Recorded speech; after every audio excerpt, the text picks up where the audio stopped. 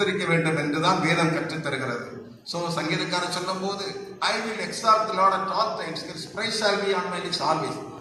எந்த காலத்தில் கர்த்தரை ஸ்தோத்தரிப்பேன். 1 தெசலோனிக்கர் 5:18 give thanks to God in all circumstances. எல்லா நிலையிலும் no murmuring, no complaining for whatsoever. எல்லா நிலையிலும் ஒரு குடும்பத்துல கணவன் மனைவி ஆண்டவரை ஸ்தோத்தரிக்கிறவர்களா இருந்தால் அந்த குடும்பம் ஆசீர்வாதமாக இருக்கும். Number 2, plan together.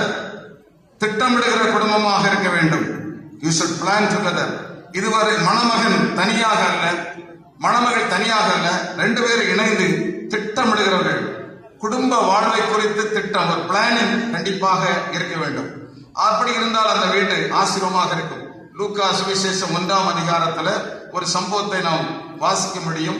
ஒரு பெரிய சம்பவம். சகரியா எலிசபெத் அவர்களுக்கு நீண்ட நாட்கள் தாண்டி பிள்ளை பிறந்தது. பிள்ளை பிறந்து 8ஆம் நாளிலே பிள்ளைக்கு பேர் போடுவதற்காக வந்த ஜனங்கள் எல்லாரும் அயலகத்தாரும் கூடி வந்தார்கள். அப்பொழுது வந்த அயலகத்தார் ரிலேஷன்ஸ் எல்லாரும் ஒரு பேரை சொன்னாங்க. பிள்ளையுடைய அப்பாவுடைய நாமத்து நிமித்தம் சகரியா என்று பெயரிட எல்லாரும் முடிவு பண்ணினார்கள். அப்போது பிள்ளையுடைய அம்மாவிடத்தில் கேட்டார்கள், இந்த பிள்ளைக்கு என்ன பெயரிட விரும்புகிறீர்கள்? அம்மா சொன்னார்கள், இந்த பிள்ளைக்கு யோவான் என்று பெயரிட வேண்டும்.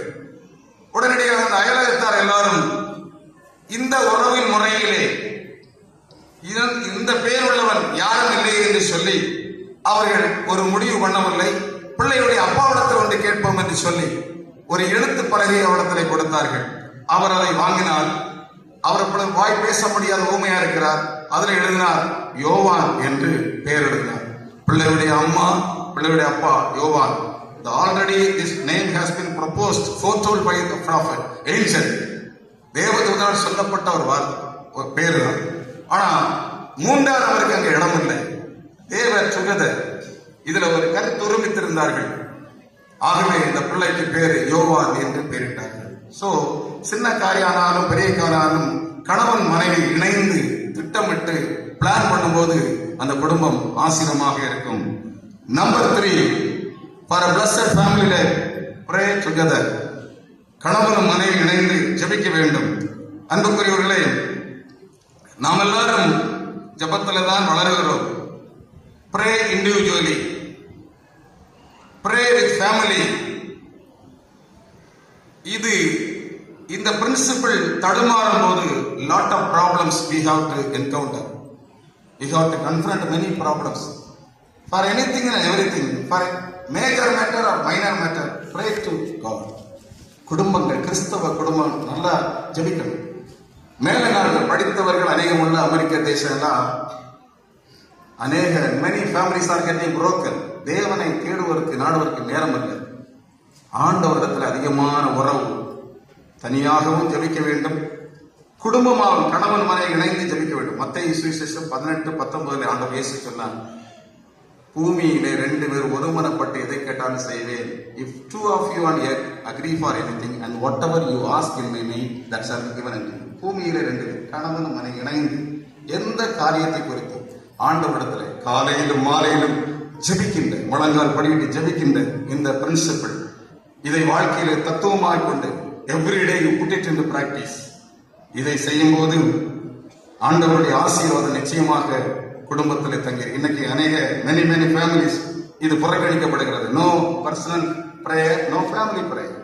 அப்படி இருக்கும்போது நிறைய ப்ராப்ளத்துக்கு ஆளாகும். அப்படி இல்லாதபடி குடும்பம் மகிழ்ச்சியாக ஆசீர்வாதமாக இருக்க pray together, praise God together, plan together, pray together.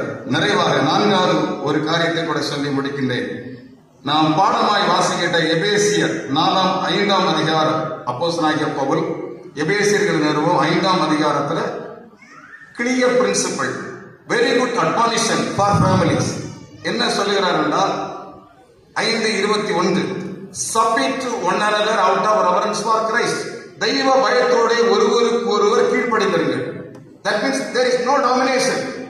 Husband dominate பண்ணல, ஒய்ஃப் டாமினேட் பண்ணல, ஒருவருக்கு ஒருவர். இதான் பைபிள் பிரின்சிபிள். It stands. அழகா இருக்கிறார், கீழ்ப்படிந்திருங்கள். அப்புறம் சொல்றார், மனைவிகளை wives be obedient to your husbands. மனைவிகளை கர்த்தருக்கு கீழ்ப்படிகிற போல உங்க சொந்த புருஷருக்கு கீழ்ப்படியுங்கள். எந்த காரியத்துல? For any matter. 24ஆம் வசனம், சபையானது கிறிஸ்துவுக்கு கீழ்ப்படுகிறது போல மனைவிகளும் உங்கள் சொந்த புருஷர்களுக்கு எந்த காரியத்திலும் கீழ்ப்படிந்திருக்க வேண்டும். இந்த மாதிரி குடும்பங்கள் இருந்தால் மகிழ்ச்சியாக இருக்கும். புருஷன் வந்து சொல்லும் போது சரி அதை செய்கிறேன் என்று கீழ்ப்படிந்து காரியங்களை செய்யும் போது அந்த குடும்பம் ஆசீர்வாதமா இருக்கும். அதே விதத்தில் புருஷர்களுக்கும் அவர் ஆலோசனை கொடுக்கிறார். என்னவென்றால் 5ஆம் அதிகாரம் 25, புருஷர்களே உங்கள் மனைவிகளில் அன்பு கூறுங்கள். 5ஆம் அதிகாரம் 28, அப்படியே புருஷர்களும் தங்கள் மனைவிகளை தங்கள் சொந்த சரீரங்களாக பாவித்து அவர்களை அன்பு கூற வேண்டும். 5ஆம் அதிகாரம் 33ஆம் வசனம், எப்படியும் உங்களில் அவனவன் தன்னிடத்தில் அன்பு கூறுவது போல தன் மனைவியிடத்திலும் அன்பு கூற கடவன், மனைவியும் புருஷனிடத்தில் பயபக்தியா இருக்கடவன். 3 இடங்களிலே புருஷர்கள் மனைவிடத்தில் அன்பாக இருக்கணும். அன்பா இருந்தா எல்லாம் இருக்கு, அன்பு இருந்ததுன்னா எல்லாமே இருக்கு. அன்பே பெரியது. நிறைய குடும்பங்கள்ல எல்லாம் இருக்கு, ஏகப்பட்ட நகை நட்டு இருக்கு, கார் இருக்கு, பங்களா இருக்கு, anything and everything we possess. இது ஒரு சமாதானத்தை ஒரு வீட்டுல தரவே தராது. பிரதானமா சிநேகம், பாசம் வீட்டில் இருக்க வேண்டும். மனைவி ரொம்ப புருஷனுக்கு எதிர்பார்க்கிறது புருஷனுக்கு அன்பு மாறாது. ஆதியில எப்படி அன்பியோ அப்படிதான். இயேசுநாதர் கூட சொல்லும் போது, சபையை பார்த்து சொல்லும் போது, ஒரு சபையை எபேசு சபையை குறித்து அவர் பிளேம் பண்ணும் போது என்ன சொன்னார்? குற்றச்சாட்டு என்ன?